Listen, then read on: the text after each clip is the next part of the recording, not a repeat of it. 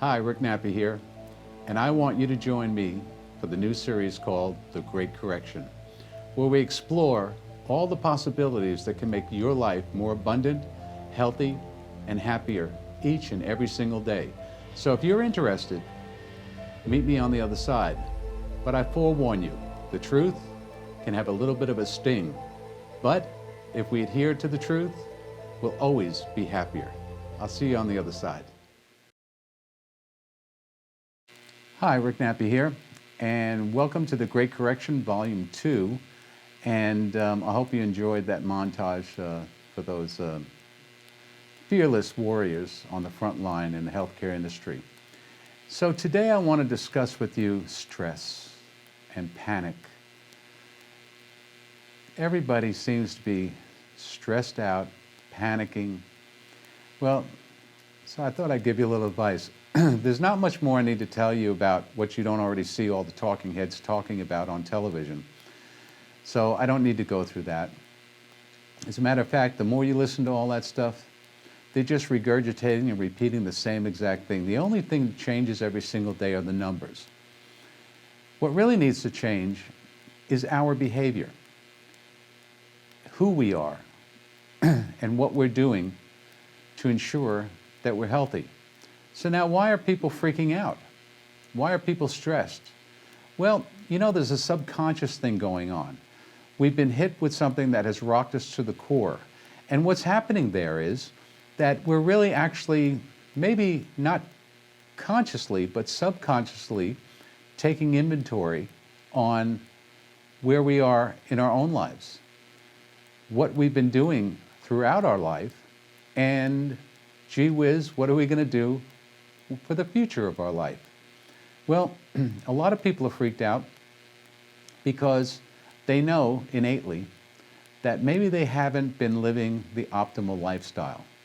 Now, I'm not talking about restrictions. I'm not talking about being a vegan, a vegetarian, or a keto person. I'm talking about whatever we've done in our lives throughout these decades has had a significant impact on where we are today. It only makes sense, doesn't it? So if we have done certain things in our lives that we thought we got away with, well, we did, in a way, until we get a little older. And then it catches up with us. So something that you did 25 years ago could be catching up with you today. Some of you are displaying behavior that you were doing 20 years ago that you're still doing today.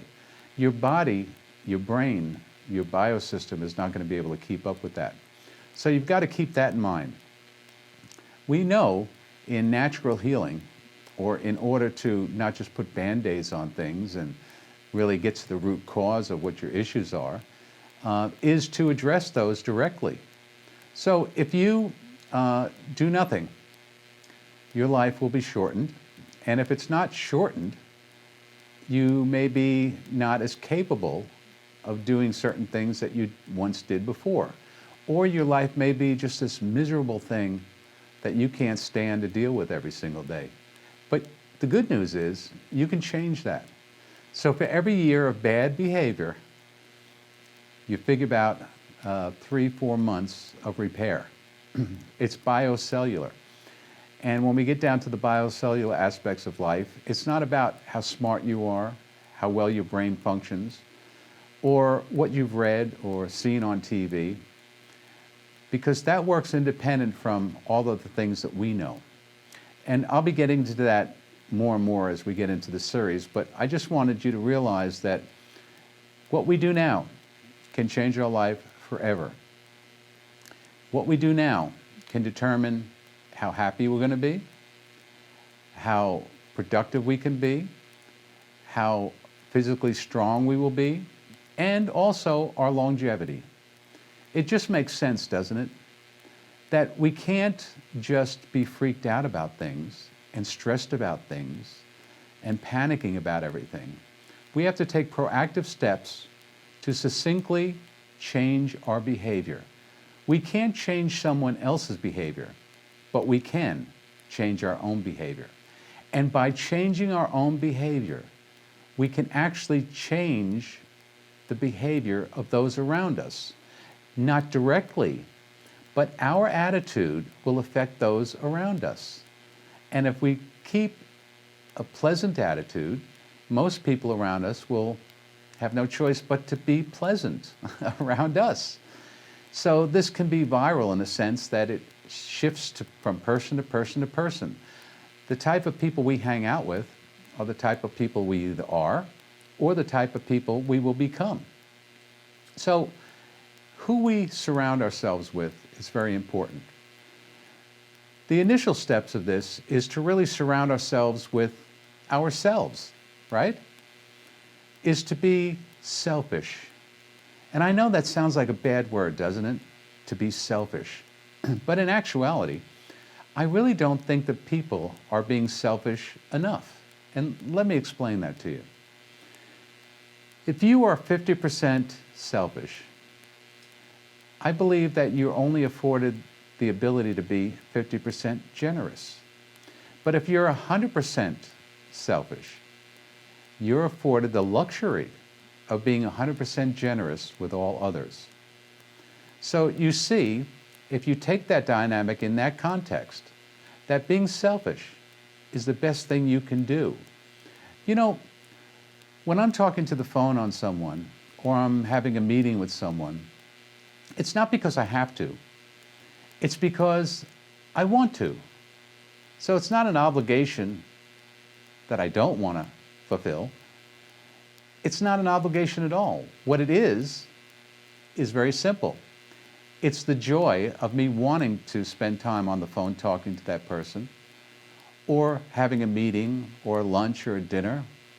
You see, when I'm doing that, I'm being 100% selfish.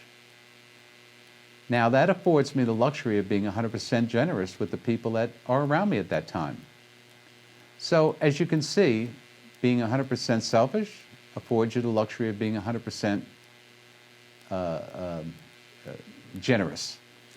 So, if we start that with our inner self, then we can begin to radiate that from within outward. Now, this is going to do a number of things, because if you do not want to spend time around certain people or talking to certain people, and you remind yourself of how you're going to be selfish, because by giving 100% to yourself affords you that luxury of being 100% generous with others. Think about this, and I know you've all heard this, when someone says, you know, a relationship, when we talk about relationships, is a 50-50 proposition. We each have to give 50-50. When I hear that, I have to laugh, because I say, gee whiz, 50%? 50-50? Well, I kind of feel cheated then, because I wonder where the other 50% is going, and to who, and where, and for what purpose. I believe that if we give 100% to ourselves in selfishness, now that's not a bad word, it's a good word if you take it in this context, then we can give 100% to our partner.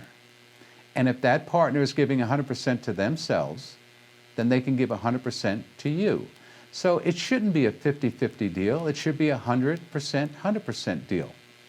Because if you love someone, why would you not give 100% to that person? And why wouldn't they give 100% to you? That's the only way it should be, right? So if you're in a relationship and you're getting less than 100%, ask yourself two questions. Am I giving myself 100%? And is that person giving me 100%? And if you're getting a less than 100% from the other person when you're giving 100%, then there may be some issues there, or red flags that you should really think about. So I'm going to leave you off with that thought today about being selfish, about affording yourself the luxury of being 100% selfish, which affords you the luxury of being 100% generous. So right then and there, you're going to exclude a lot of the bottom feeders and lowlifes and trash that you really shouldn't be around anyway. And remember, anyone that doesn't want to give you 100% in the interaction with you, And we see this in all forms. Somebody's reading a paper while you're trying to talk to them. Somebody's watching television while you're trying to talk to them. While you're enjoying a dinner, someone's on their cell phone, looking at their cell phone or texting someone. They're not giving you 100%. So why would you want to give 100% of yourself to that person? Think about that. Now this will begin to change your behavior, because then you become conscious of what other people are doing around you. And if you're not giving 100%, then maybe you need to change that. But if you're giving 100% and you're not getting 100% back, then maybe you need to really just think about who that person is, and do you really want to continue to interact with them. So this is the Great Correction. This is volume 1 of the Great Correction. I hope you got value out of this. I hope this is something that you can chew on a little bit. And we're going to keep drilling down into more and more things. Share this with all your friends. Get the word out. And let's all be 100% selfish, so that we can be afforded the luxury of being 100% generous with all people we interact with. Until I see you next time, stay healthy and work on being a 100%er, not a 50%er. It's Rick Nappi saying, stay healthy.